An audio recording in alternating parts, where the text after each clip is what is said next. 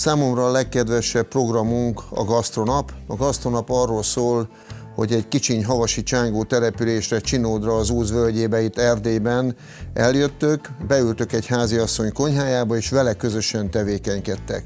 Kezdjük a sajtkészítéssel, utána sajtkóstoló, utána kenyérsütés után gyógyteakóstoló, pálinkakóstoló, lekvárkóstoló, szörpkóstoló, és utána kürtös kalácssütés. Lekvároknál például ők, ahogy mondtam, önfenntartók, például az erdei gyümölcsöket szedik, van benne csipkebogyó, van benne áfonya, van benne málna, mind az erdőről.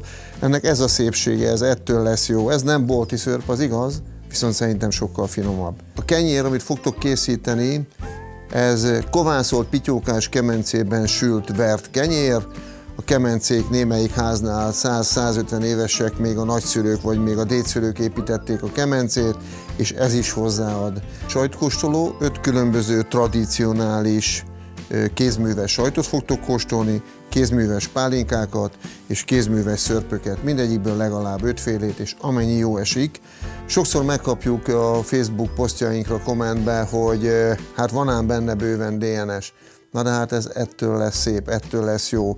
Ha nem kézzel, hanem géppel csinálnál, soha nem lenne ilyen finom. Ez nem elvesz, ez hozzáad, ettől lesz romantikus, szép és jó. Ez Erdély igazi íze. Egy 3 fogásos ebéd is benne van a programban, és mindenben csak annyira vonódtok be, amennyire szeretnétek. Ha akarjátok, kicsináljátok elejétől végéig a sajtot, ha úgy gondoljátok, akkor megcsinálja a háziasszony, végignézitek.